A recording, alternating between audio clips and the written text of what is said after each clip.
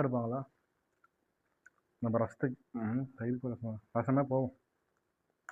எருமை தயிர் அப்படின்னு அவர் தான் சொன்னார், நான் சொல்ல.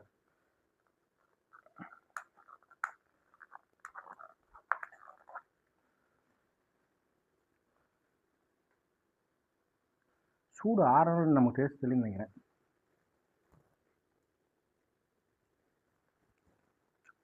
கெட்ட மாதிரி ஒரு ஃபீலிங். சாரி, எப்படின்னா வெயில் கெட்டுருச்சு. ஓரளவுக்கு எப்படி சொல்கிறது, நல்லா இருக்கு, நல்லா தான் இருக்கு. ரசம் அளவுக்கு பெருசாக இல்லைங்க. எருமை தயிர் சொன்னால் மட்டும் என்ன கொடுப்பாங்க? ஒன்றும் கொடுப்பாங்க. நீங்கள் யாருமா வாய்ப்புடுங்க.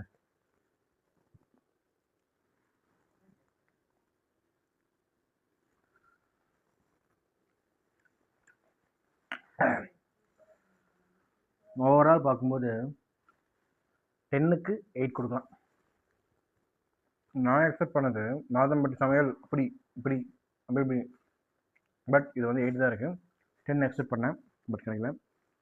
ஒருவேளை சூடு ஆடி இருந்தனால அப்படின்னு நினைக்கிறேன். ஸோ ஓவரால் பார்த்தீங்கன்னா வந்து வாங்கி சாப்பிட்லாங்க, நீட்டாக இருக்கும். சாப்பிட்டு நீங்கள் எப்படி இருக்குன்னு சொல்லுங்கள், கமெண்ட் மறக்காம பண்ணிடுங்க.